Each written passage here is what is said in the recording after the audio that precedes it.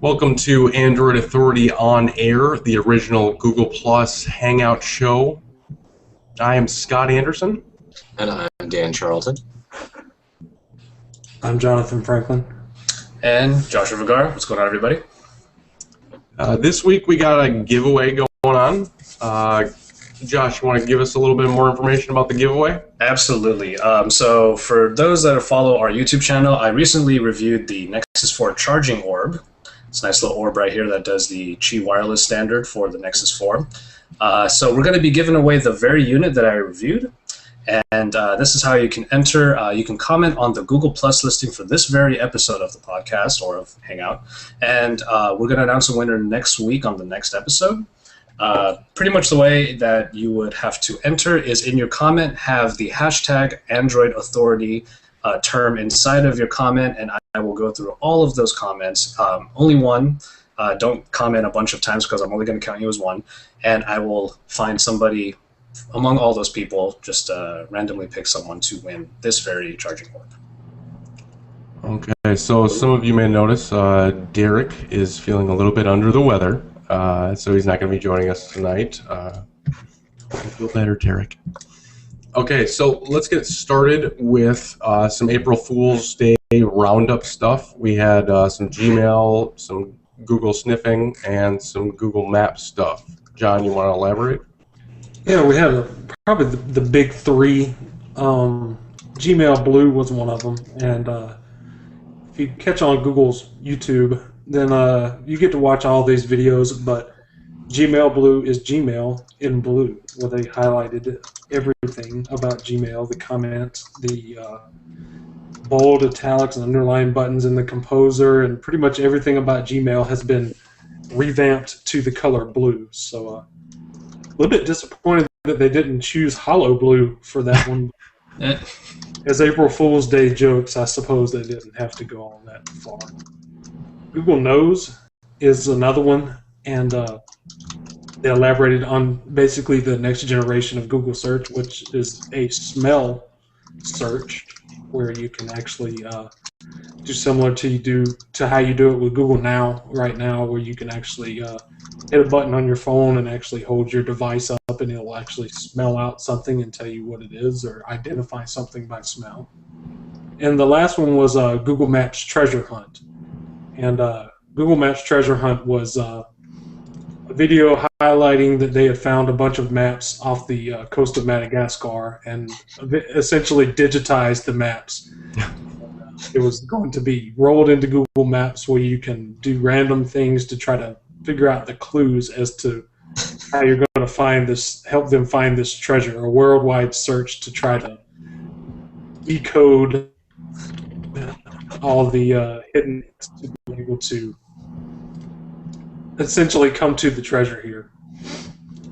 There was one other, which was YouTube, and essentially what they came up with was that YouTube was a search essentially to find the best video, and it has now been found. The work is over. YouTube will be shut down. Found the best video, and it's over with, guys. What was your guys' favorite? Mine was the YouTube one.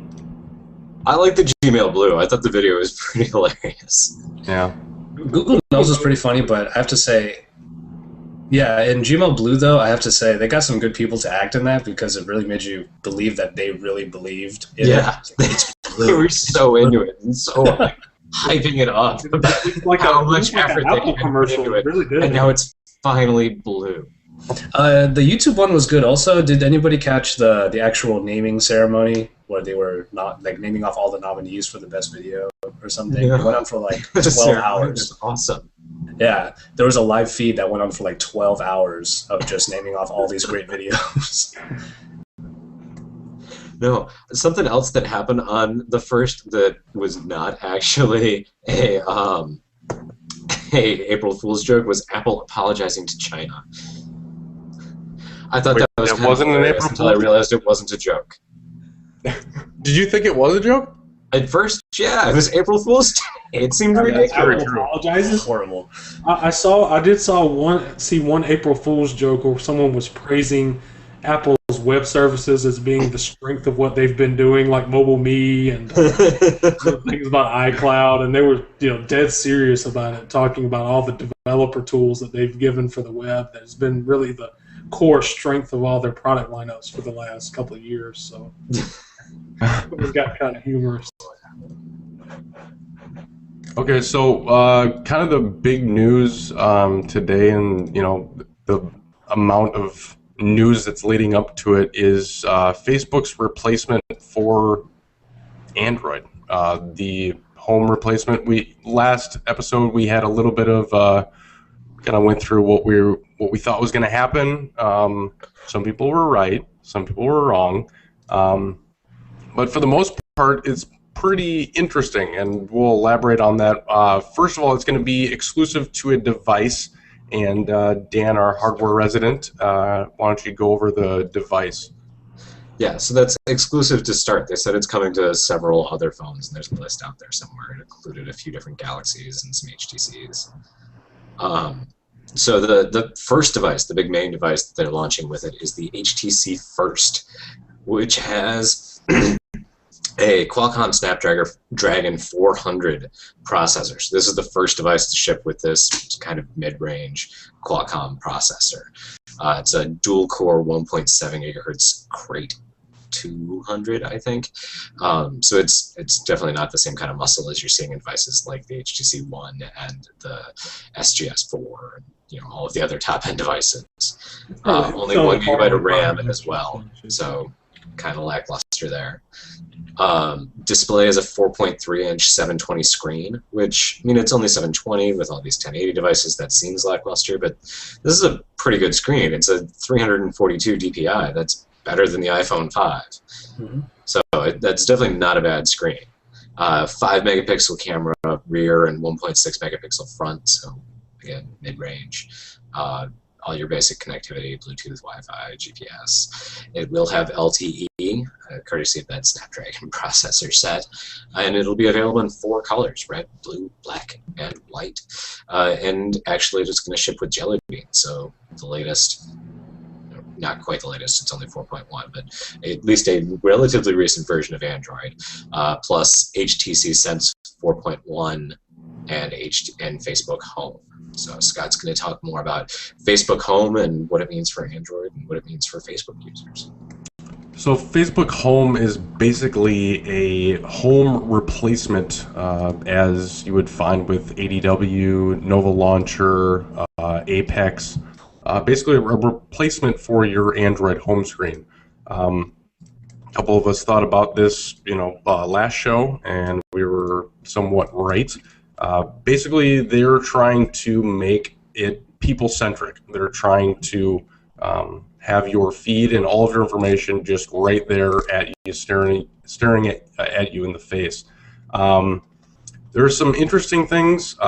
First thing that comes to mind, if you have friends or if you have people that you follow post weird or naughty stuff, the lock screen is basically a large picture that could potentially be, if you're out in public and you don't know what's going to be there, you have no idea. So that's pretty interesting. I think that some people might frown upon that, or they'll make the picture smaller. But I could just see it where somebody posts a picture of a friend of theirs that was puking their brains out at a party last night, and that's what happens when you unlock your phone. Yeah. Or something that's not safe for work as your boss walks past. Facebook Home usage is lowered during spring break season. Some of the interesting things that they have is the chat head. Basically what it is, it's a picture of, or pictures of all the people that you're chatting with in Facebook Messenger, and what it does is basically you can float it around your screen and move it to wherever you want it out of the way. You can also get rid of it too, but it's an easy access for messaging in general if you don't want to use the drop-down bar that Android has. I think it's interesting. I think it's a new, interesting concept. What do you guys think about the chat head? I mean, I don't use Facebook, so I really didn't pay any attention to any of this at all. No, I don't really want to look at this as a Facebook thing. The features are, new, and they're not really, done by any other people, and it's just kind of pushing things forward. I think we can applaud them for adding these types of features. Now it could be implemented in something different, but as a feature, what do you guys think about that? I think it's creative, honestly. It's a different way to multitask. Yeah, it's supposed to be able to come up no matter where you are on the phone, even if you're working in a different app. So my only worry with it is if you have a lot of people who are chatting with you, you're just going to see things like boop, just pop up like that over and over and over again. And then when you drag it, you can literally drag it across your whole screen. They all kind of like follow it like a dot matrix or something. And I mean, the design itself is kind of cool, I have to admit, but I don't know, it might just get annoying after a while, to be honest. Yeah, I mean, I think it's interesting. It's definitely nice to see a kind of a fresh look at messaging. But with all the talk about Google Babel on the horizon, I feel like this just isn't a particularly impressive messaging product, right? Like it's just Facebook Messenger, which is great, I guess, if you do all of your conversations within Facebook Messenger. But if not, okay. But you got to look at the platform, and I mean, there are so many people that use Facebook, and so many people that use Facebook Messenger and not texting, and SMS is now integrated in some countries for Facebook Messenger. So they're really trying to capture all that data, and I think they're doing it in an interesting way. Another thing, Facebook Messenger has a better chance than like iMessage, just because it has a potential to be cross-platform. But yeah, that's very true. Yeah. I would personally want to see more integration of SMS in there, because when you kind of weigh the options, unlimited texting is about as much as only about 2 gigabytes of data. So kind of look at the options there. If SMS starts to become more ubiquitous, the way that people are trying to make messaging more with iMessage or Babel, whatever, then I'd like to see that a little bit more too. Well, SMS eventually is going to die, and yeah, it will go bye-bye. Nobody will ever pay for SMS ever again, unless... And that's why Verizon and AT&T have rolled SMS into their plans for free. Yeah. Nobody's using it, so... What? I don't have that. What? For free? Well, I mean, with the new $3.99. I mean, they're just rolling SMS into it, making you pay more for data because they're not making money off SMS anymore. No, well, it also doesn't cost them anything to provide SMS. Yeah. So, basically, you have the app drawer, regular app drawer. The default one is kind of like your favorites, and then you have... Do you guys remember Launcher Pro? I think that was one of the first ones that came out with the vertical scroll. So your default access to all of your apps will be a vertical scroll, which is kind of interesting. I don't know if that any settings or anything that you can change with that. That's the way stock Android used to be. Yeah, and they're kind of going back to that. So I just remember when I used Launcher Pro on my Droid X, had the up and down, whatever. The 3D scroll up and down, right? Yeah, that too. My Droid X could not handle that, so... yeah, so then you can have your favorites and everything just put into one thing. Your unlock screen is a picture of your face, so your profile picture. That's interesting. Kind of reminds me of multi-users for Android a little bit. I don't know. The big thing I think that this is doing is this is not ever going to be on iOS, mark my words, because Apple will not allow this much of a change to their whole platform. So I really see this as a huge developer and huge amount of people getting access to something that is exclusively on Android. Just like, Google Navigation was before. A lot of people bought Android phones just because, it had navigation, turn-by-turn navigation, and it was free. This might be another thing that people want to buy off the, initial reaction. I think that they need to improve some stuff, but it is definitely something that is exclusive to Android and pretty exciting because it does things in a brand new way. Although I do personally hate Facebook. So, it's worth noting because a lot of Android, the perception is still that Android is the number 2 platform for development. That you develop for iOS first and then bring it to Android later. And this is an example of, and I think Google needs to run with this because the number 1 downloaded app on both platforms just got a focus on Android that iOS does not have, will never have in the foreseeable future. So, and it has a feature set that just iOS doesn't compare to. So for that type of user, this, is a big move because Google needs to run with it and say, hey, if you shed all the, because a lot of companies that determine what the developers can do with their applications tell them you need to make your app for Android match the one on iOS. You can't make it better. Don't use share intents. Don't use widgets.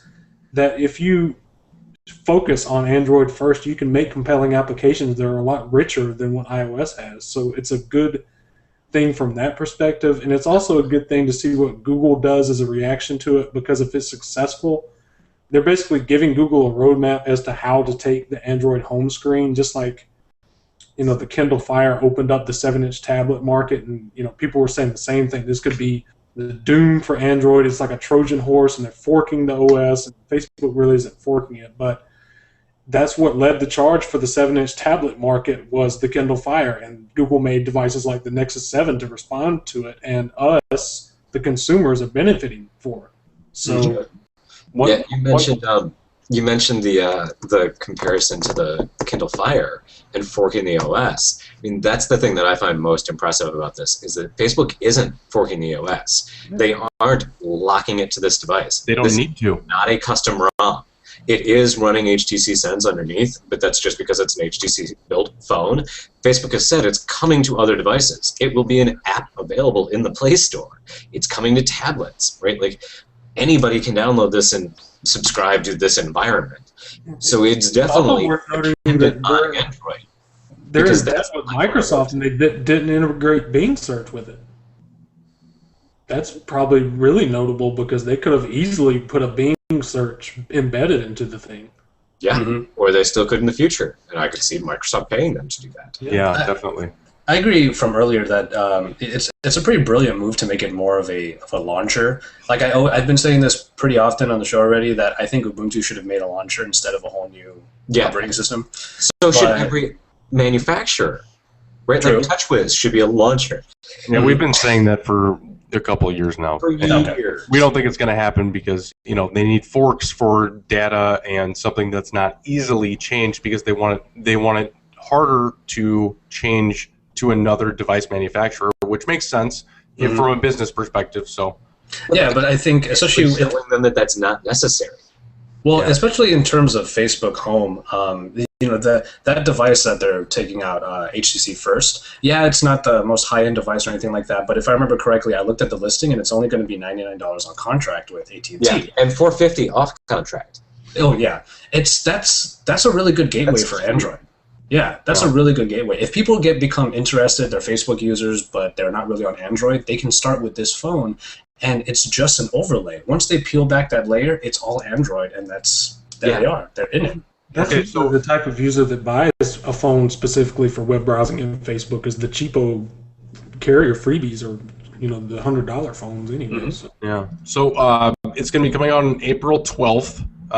It's going to be launching on the HTC One X, the One X Plus, Samsung Galaxy S3, Galaxy Note 2, eventually the HTC One, and the Galaxy S4. Now, the Nexus 4 isn't included in that. I wonder how big of an earful they got from Google from that. Facebook maybe did it on purpose. I doubt it. One thing that I really do respect is the fact that they have a set schedule of days that they're going to be releasing app updates. This is cool because they have days literally designated, say, hey, we are pushing an update on this day every month. so you know the roadmap and you know when to expect an app update. I think that's I like that a lot. really, really cool. Doesn't happen often enough, really. I wish more big app developers, big name app developers would do that, right? Like Microsoft does that. They have Patch Tuesdays. Everybody knows they have Patch Tuesdays. Everybody knows Tuesday you're going to get updates from Microsoft, right? Like they make it very obvious. Google would do it more often. Yeah. At least on their more popular apps, you know, we're going to be updating it on a monthly or bi-monthly, you know, thing, and then you can have like a page that says we're working on these features, yada yada. It'd be kind of cool.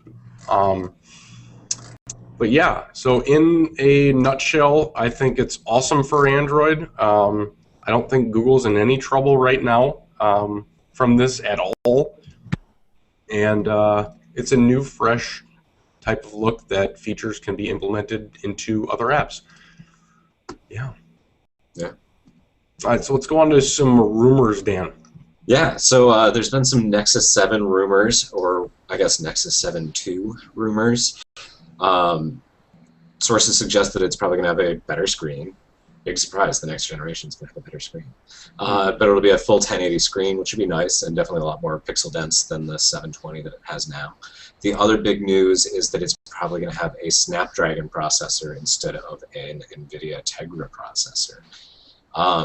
I imagine part of that's because the Tegra 4 won't be ready by the June or July launch timeline that Google's looking for. Yeah, that's fair. I suspect it's probably also because they want easy LTE compatibility. No word on like which manufacturer it would be built by? Yeah. I didn't see anything about that, but I mean, I don't have any reason to suspect it wouldn't be Asus. They did a great job with the original. They did do a very good job with the last one. Other big news was the Cortex A57. That's the next big generation, and 64-bit ARM processor architecture was taped out by TSMC and ARM on the 16-nanometer process. So there were a lot of different tech blogs that were writing articles about how it's ready for manufacture right now. That's not at all true. They taped it out. How long ago was A15 taped out? Like, they haven't fine-tuned it, they haven't refined it, they've built one time. So they're not at all close to ready to start mass-producing 16-nanometer Cortex A57 processors. They're looking at doing that probably late 2014, early 2015 at the soonest, if not further out from there. Right? Like, keep in mind, the chips that are shipping right now are still 28 nanometers. Before they get to 16, they still have to drop to the 20/22 nanometer before they get down to 14, 16, before they get down to 10, 12. Now, overall, just for the viewers, how does nanometers affect performance, battery? Why is smaller better? Significantly. It impacts it significantly. And it's really just relatively simple math, right? Like, you have to get power from point A to point B.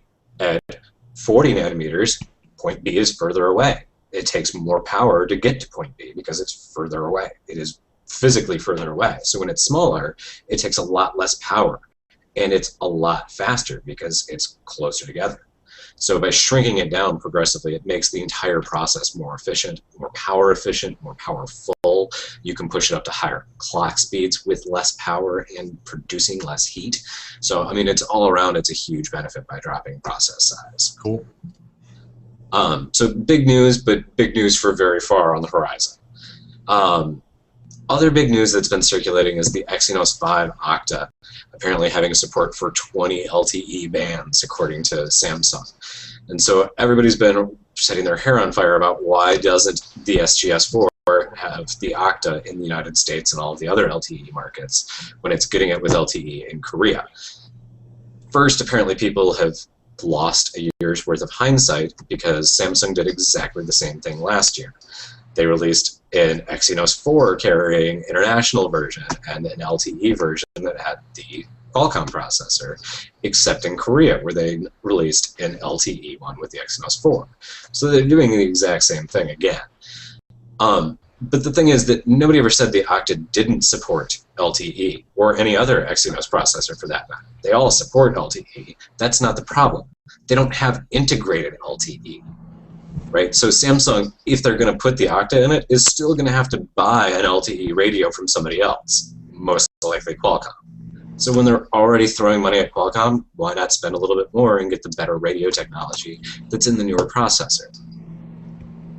Right? Like, the Octa is going to be paired with basically last year's LTE radio from Qualcomm, as opposed to the Snapdragon 600 that has this year's LTE radio from Qualcomm that's not available as a discrete yet.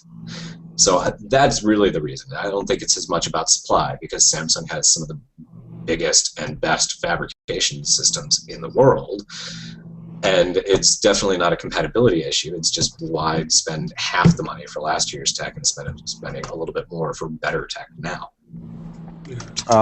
The Hisense Pulse got updated to Google TV version 3.0. It comes with Voodoo. You can also install Amazon Instant Video and Voice Search.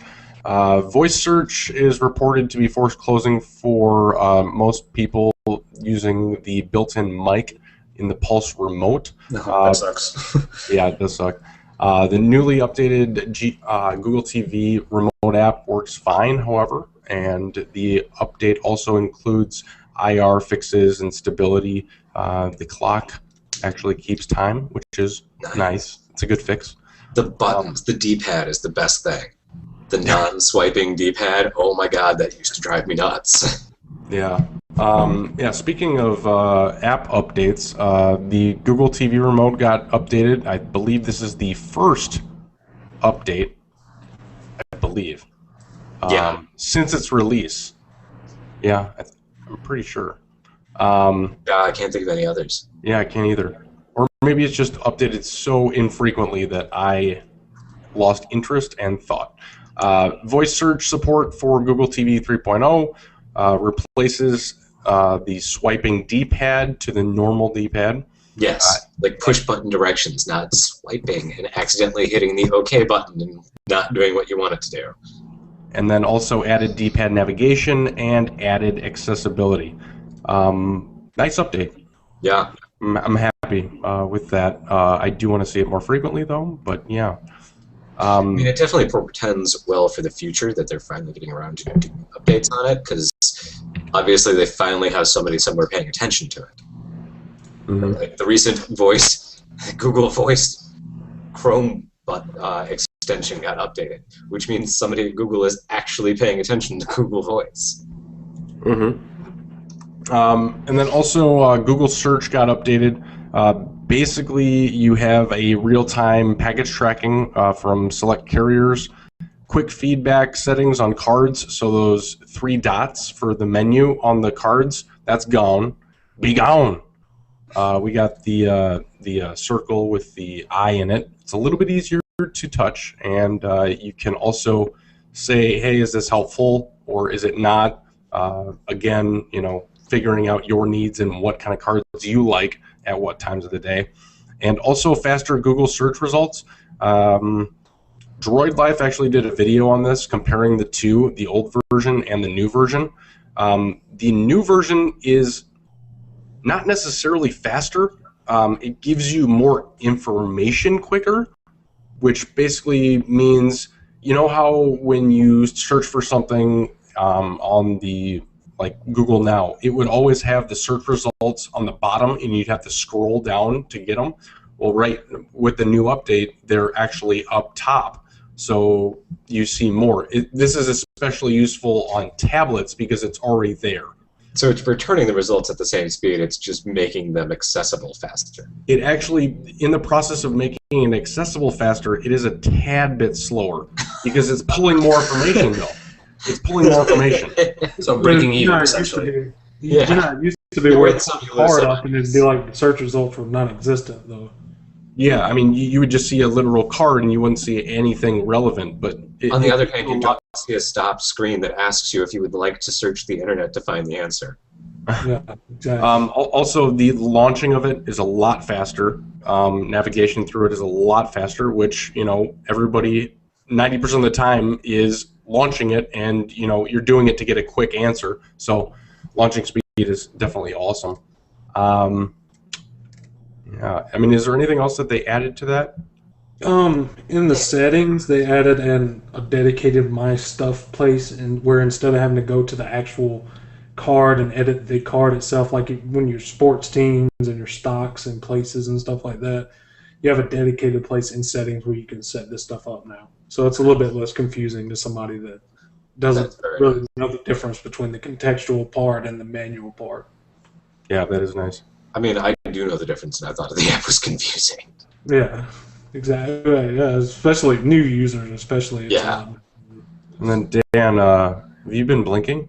No, I haven't, but Google is going to fork the WebKit mobile browser platform for Blink, and call it Blink, rather. So they have pretty much said that they're going to wash their hands of Apple's BS and fork the platform and do it themselves better, because right now it doesn't really get updated enough. So they've pretty much said F you to Apple, and they're going to build their own mobile platform.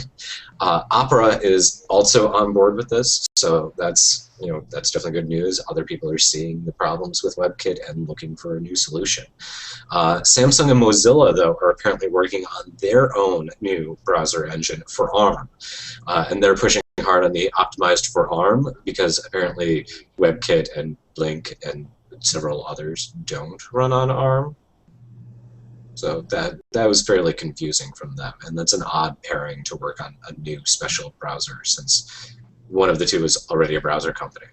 So what does this fork mean? Does it mean faster innovation? Does it mean Google has their way more of the time? Does it mean developers are going to have to do different things in order to, do things? Yes, and only if they want to build a browser on top of it. Yeah, it's not going to change drastically for web developers yet, unless they drastically change something down the road. But for Apple, this isn't really a good thing, because Google was contributing about 50% of the code to WebKit, and that is gone now. Yeah. Now Google said that if somebody wants to contribute to WebKit in their spare time, they're free to, but that's not going to happen. Yeah, Google has basically said they are fed up with how slow the progression of WebKit is. Apple is bogging it down, and so they're going to take their coders and leave.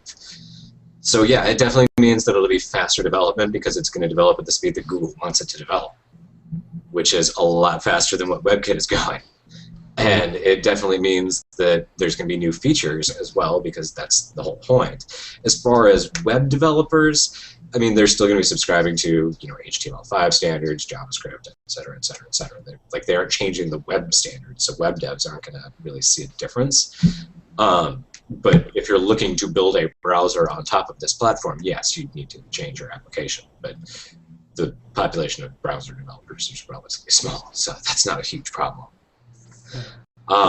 In addition to that, there also is a big benchmarking release. A 3D Mark was released for Android, and this provides really the first true cross-platform benchmarking system. So 3D Mark is available on desktops, it's available on iOS, it's available on Android, it's available on everything. It's not on the mobile. It's not supported for every device. That's true. But it is 380 megs, so be wary if you want to download it. But it is a very, very robust benchmarking platform. So good news that we can finally get some really direct comparisons of how is this device comparing to that other device. Yeah, because before, especially for cross-platform, the best one to use was, I think, Geekbench. Mm-hmm. And it was all right. It was all right, but it didn't really track things the right way behind the scenes. 3D Mark has been working on this for a very long time. Mm-hmm. And they have really, really poured a lot into this and built it up from the ground up as a specific, dedicated cross-platform benchmarking system. Sounds good to me. Look out for those in the reviews. Yeah, we can finally get realistic statistics about how does ARM compare to x86, for example. Mm-hmm. So yeah, Scott, tell us about some of the other updates in the Google app world.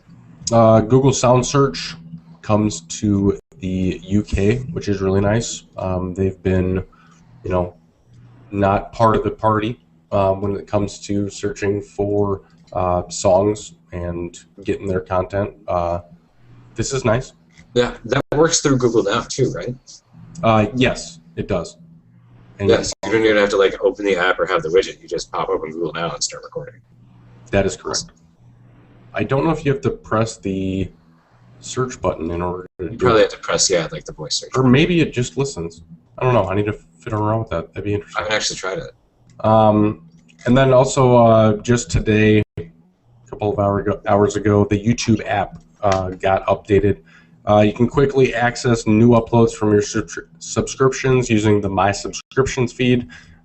Fixed a bug which caused some accounts to periodically sign out. I was one of the people that was affected by that. It was annoying as heck. It was really, really annoying. Also, YouTube One channel branding for video creator channels and other big bug fixes and stability improvements. One thing I can't get to happen is when I launch the app, I am not brought to my subscriptions.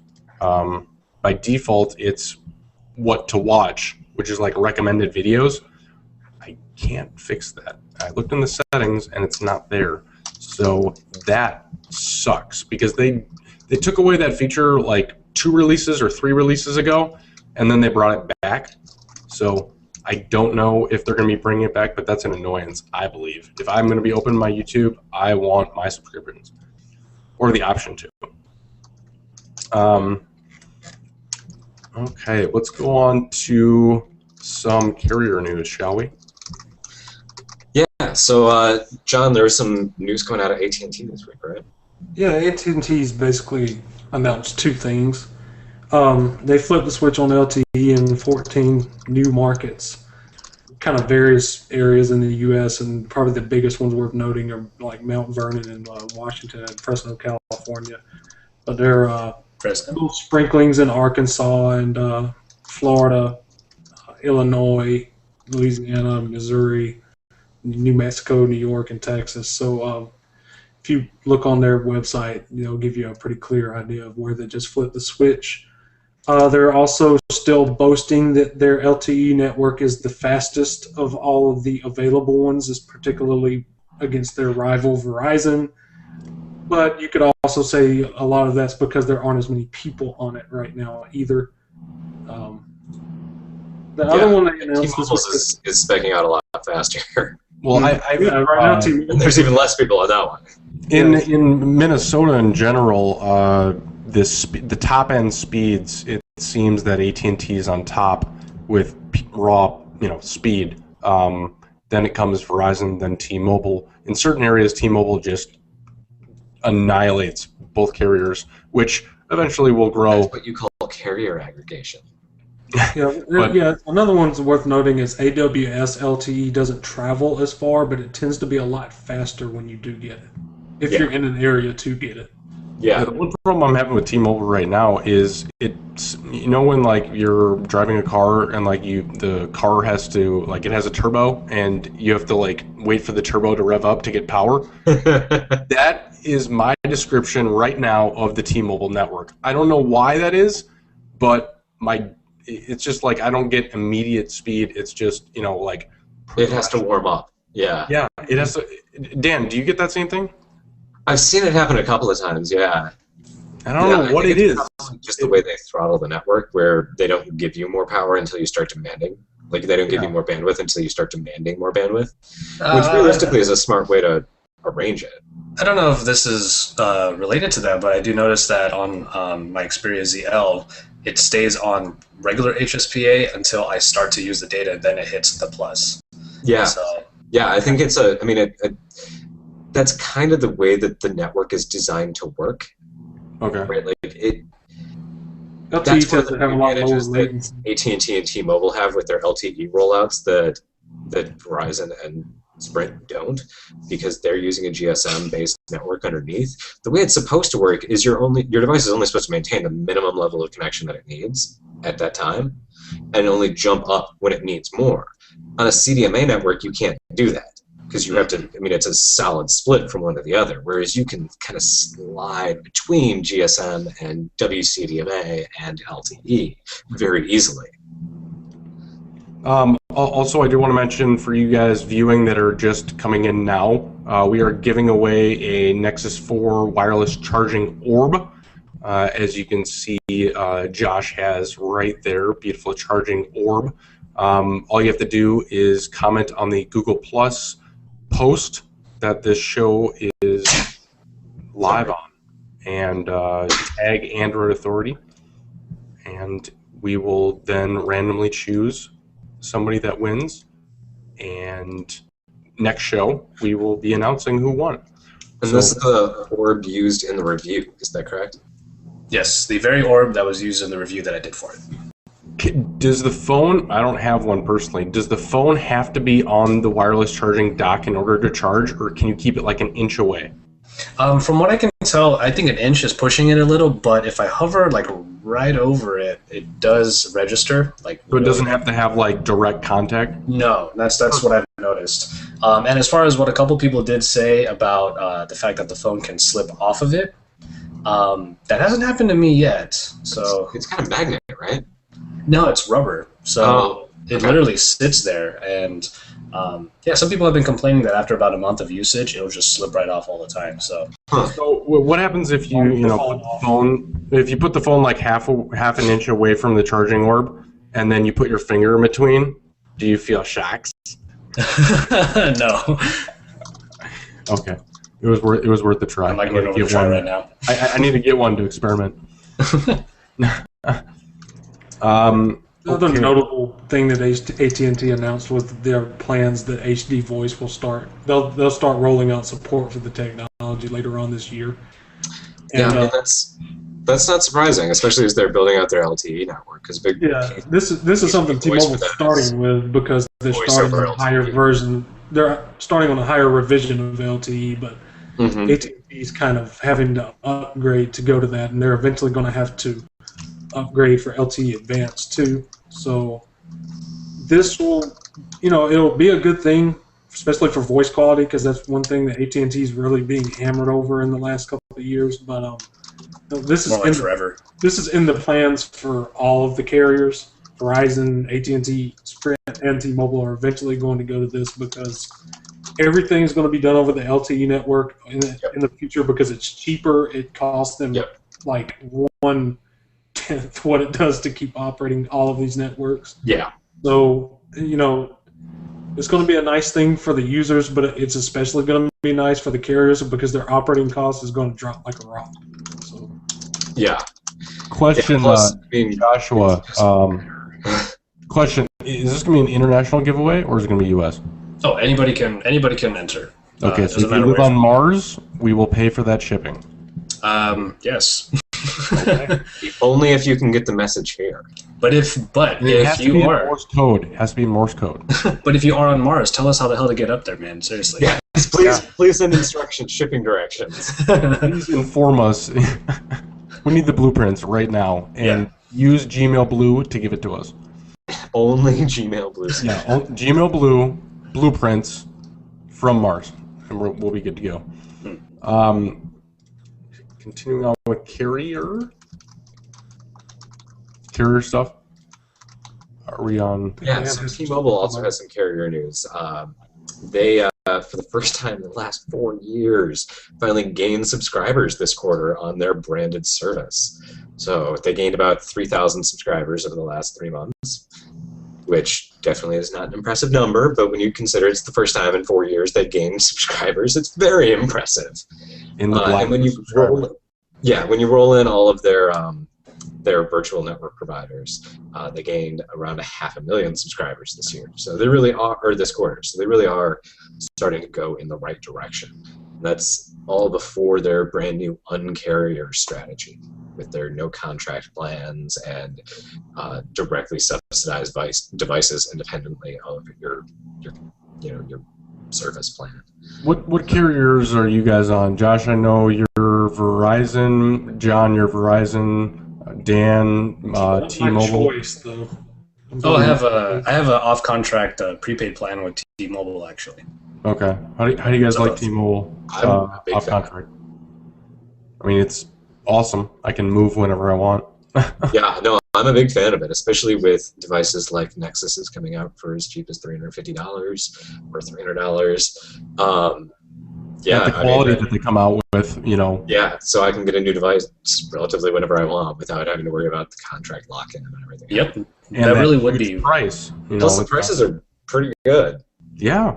Yeah, the web only deal I think that they have for $30 gets you like 200 minutes unlimited text and 5 gigabytes of unthrottled unlimited data.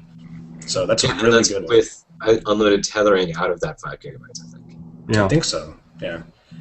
And then if you go with the unlimited plan, then you have to separately get tethering plans, which seems kind of fair. A little bit, yeah. It does for their network's sake. Because if it weren't that way, I would wait for LTE to come here and ditch my cable or my landline provider for internet. It's really the prices that give it the big push up, because when it comes to Verizon, I'm pretty much getting the same stuff, but I'm paying $50 instead of $30, and it's only 2 gigabytes of RAM. Instead of 5. So you're paying a lot more for it. Yeah. People with the newer plans. Other side of T-Mobile news, Metro PCS investors are looking like they may revolt against the merger. Really, what it comes down to is they're complaining that Deutsche Telekom isn't going to pay enough. They're being offered about $3 less than per share than the company is currently worth. So they're kind of right to be feeling a little snubbed by getting shortchanged by $3 a share. And then in other kind of legal news, Apple's bounce back patent, that's the 381 patent, was finally invalidated by the U.S. Patent and Trade Office, which isn't to say that it's the end of that patent. Apple can still appeal it, but chances of Apple winning an appeal are very, very small at this point. Of course, that was one of the patents that Samsung was found to be infringing in, every single device. It was one of the patents that the jury specifically said, "Oh no, we didn't bother considering prior art because that was too hard." And yeah, prior art just invalidated the patent. The prior art was from the same patent owner. Right? Like, Apple can't claim to know, we didn't know there was prior art because the prior art that was used to invalidate it was from an Apple employee. So, really, really bad for Apple. Meanwhile, Apple is begging the judge to let them move forward with the partial retrial for damages in the Samsung case, basically so they can use all of this evidence that's probably going to get struck down on appeals to convince another jury to levy a large settlement against Samsung so they can brag about it to the press before everything gets tossed out on appeal. Because it's increasingly looking like everything's going to fall apart for them on appeal. Yeah, the longer it takes, because there are so many patents they have under investigation right now for reconsidered. If Samsung was smart to stretch this out, really, very smart, and it was a good legal strategy in the face of everything that they lost as far as money, which really wasn't that big of a loss for them because they're making a metric ton of money right now. But that a quarter. The only bad thing is that the damage to Samsung was realistically not necessarily money but reputation, and it's sad that a retrial isn't going to gain them back that reputation. No, and an appeal won't either. Meanwhile, until the appeal gets handed down, Apple's running around the world saying Samsung's a copycat and telling other judges in other places around the world Samsung's already been found guilty of copying us on all of this stuff. And meanwhile, it's all a house of cards. The judge didn't really do her due diligence because this should have been obvious going into it. So I mean, it's all falling apart, right? Like, this was one of the patents that everything was found to be infringing. So all of the devices that weren't just sent back for retrial are now going to have their damages relooked at because this patent wasn't valid in the first place. And just like the first chunk that got flipped, because the jury didn't actually say we're assigning X amount of dollars for this particular infringement and X amount of dollars for that particular infringement, they just said, this amount for that device and that amount for that device. They're going to have to retry everything anyway. So, I mean, it's just falling apart for Apple and looking worse and worse. Other legal news that's also kind of funny, Asus settled their class action lawsuit over the Transformer Prime. People are still apparently complaining about the GPS issues in the device. I own one and still have never encountered this problem. But they have... Never, ever? Never. But then again, I don't use my Wi-Fi only tablet as a GPS device. Why don't you? It's the best thing you can do. I just haven't really occurred to go walking around with my tether off of your phone that already has GPS. Yeah. Like, why on earth would I take my Wi-Fi only 10-inch tablet into the wilderness as my GPS device? Like, well, you don't have to go into the wilderness, but yeah. Just around your neighborhood, just be funny to see people like this walking around. Yeah, like seriously. But yeah, so they have settled the class action lawsuit for $17 a customer and a free GPS dongle. That's crazy. GPS dongle, by the way, they were already giving away for free. Yeah, but you get that $17, and the GPS dongle looks the like $17 was covering the shipping that originally they were making people pay. And that dongle looks weird. It does. And it doesn't let you use the dock. Yeah. In other news, Jelly Bean update, Android 4.1.2 is now rolling out to AT&T's LG Optimus G. We got a review up there on AndroidAuthority.com.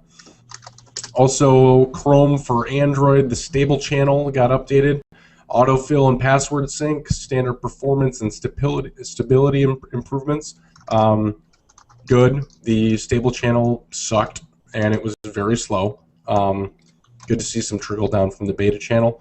Beta channel, awesome. Running a lot quicker. The one problem I have is if I'm on a website, I have to click back 3 times in order to actually exit the app. Kind of annoying. And then also in bigger news, the Play Store now has accessories available in the US, UK, Canada, and Germany. You got a wall charger, micro USB cable, and a set of earbuds with a built-in microphone.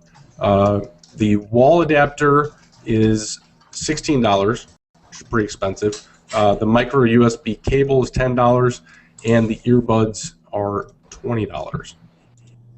Pretty interesting, and it's definitely showing that Google really wants to expand the Play Store devices and accessories so they can drive more people there and eventually, attract more people that install apps and music, all that stuff. What do you guys think about accessories? I wonder how those earphones, I'm looking at them right now, actually, the earbuds. I wonder how good those would be, because I wouldn't call myself an audiophile, but I'm very interested in carrier branded stuff to see if they're actually good. When people hated the original Apple earbuds and then they made the actual in-ear ones and they were a lot better. I'm curious what these are. They're only $20. That's actually really, yeah. No, so I mean, the thing that annoys me about it is the device has been out for how long and you're just now putting out accessories? Yeah. Yeah. Seriously, get it together. Launch the accessories for the device with the device, not 6 months later. Nobody wants the accessories 6 months later. They wanted them 6 months ago. Mm-hmm. 6 months later, they're looking at the next device. What? So generally, accessories are made by third parties anyway. It's not like a delay with the Nexus itself is going to hurt the accessories. Plan ahead, prior proper planning. The biggest pain is still the Nexus 7 dock. That thing was ever. No, I'm never going to own one. I don't think I will. Why would I buy one now when the Nexus 7 II is going to be on sale in a week? That's true. Because the Nexus 7 II's dock will be out next Christmas. That's true. Although if this dock is compatible with the next Nexus 7, then I'd buy one. That'd be pretty cool. But they're still out of stock. I just looked. Still out of stock. Oh, well, in that case, I'll wait till they come out with one that has an HDMI port, because that would actually make it useful. Mm. Yeah. So pretty interesting stuff. I think I'm gonna actually get that the earbuds with the voice thing. I think I'm gonna purchase those. Seriously, See how they are. Maybe do a review. What? $10 for a micro USB cable? Yeah, it's the new HDMI era, where you pay $800 for a 1-foot cable of HDMI. Well, but you can get one at Amazon for Made by Monster?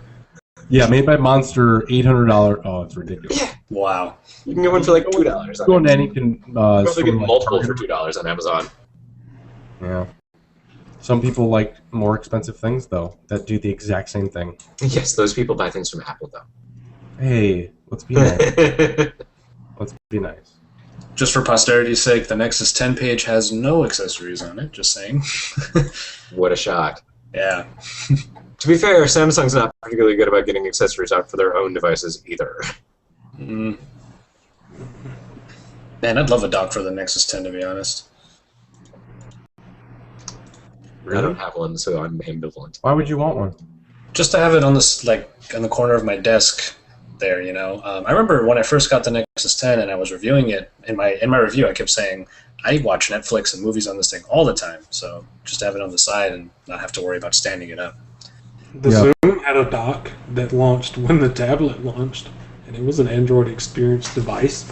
Mm. It made a good alarm clock like that, though. You could use your tablet, and the speakers were really loud, and it could be by your bed, and you could put an alarm on it. Very true, though I wouldn't be very happy if I was mad about waking up and I smacked my Nexus 10 off the table. I can definitely see that happening. It'd be easier with the Nexus 4, you know, even if it's on a level surface. You know? Mm-hmm. Nexus 4 slippery phone. Broke my first one. Well, they got those nipples now. So. Yeah, but mine don't have nipples. I want nipples. You heard it here first. Who doesn't want nipples, Scott? Yeah, also, Patrick Tremblay, maybe Google should release accessories on device launch. Yes. Yeah, they freaking should. That It is would also be helpful if on device launch they had enough devices to launch. No. That is all part of supply and demand, and it's part of the game. And if you're not first, you will be waiting. So, I don't think that'll ever change. Maybe. I mean, the big problem is I don't think Google expected the demand they got, and they didn't have the supply to meet it. Yeah, maybe their order would just, you know, a few 100,000 Well, shy. they told everybody what the Galaxy Nexus sales numbers were. They were pathetic. They sold, like, I think 1 million of them.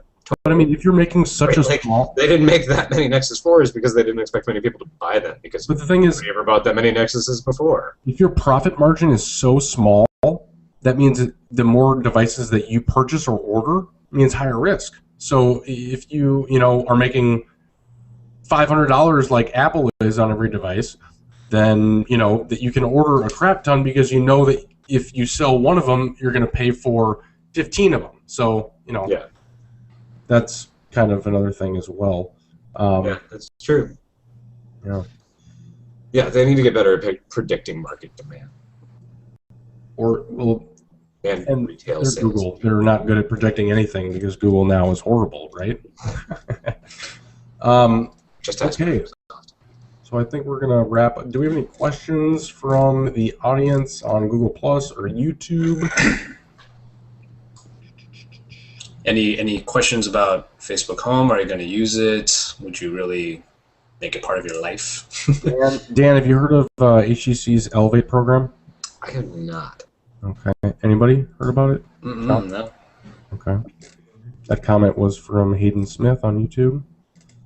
Alan Fernandez wants to know how to enter the orb giveaway. Go to our Google Plus page, find this video, and hashtag Android Authority as a comment, and you are then entered. There are a lot of people saying that they hate iPhones, I saw a lot of those comments too. and then also a lot of people saying hi. Typical YouTube comments. Okay, so you can find all of the Android Authority goodies, reviews of the orb as well on AndroidAuthority.com. If you want to look at the show posts, scroll down to the bottom right of AndroidAuthority.com. There's a little section called On Air. Every week after the show, we post basically a summary of what we talked about in the show, add some links to that. Also, we are available if you don't want to watch us live. You can always watch us after the fact, and also on SoundCloud, Podbean, iTunes, Stitcher Radio, and And yeah, and also we just put up on Stitcher Radio. What? Google Currents. Oh yeah, Google Currents. This is the second episode that we've been on Google Currents with their new podcast integration, which is actually very neat. Also, we uploaded to SoundCloud the April Fool's video that we did. Not the video, but the audio, and it is hilarious. All right, any closing comments? Joshua, when are you going to collect the entries for the contest? Well, I'm looking to make it about a week, so feel free to enter throughout now until like Wednesday, and then on Wednesday I'll collect all of them, and I'll do all the data, and I'll do the random selection. That way on Thursday, when we have the new episode, I will have it ready for you. Okay. Are you going to post the link to the thread anywhere on Android Authority, or are only people who are in this hangout or watching live going to know where to find it? We'll probably put a quick blurb on the website, just letting you know. That way, just sort of feed people over to the Google Plus listing, and we'll probably list it up there. So everyone who goes to androidauthority.com will be able to see it as well. Okay, so for folks who are listening after the fact, in the next few days, go to androidauthority.com. It'll probably be at the top of the page. Find our Google Plus stream for this show and hashtag Android Authority. Win yourself a Nexus 4 charging orb. And next episode, we will announce the winner. And remember, it's an international giveaway, so anybody's game. All right, well, thank you, and you guys have a great rest of your night and weekend. Peace.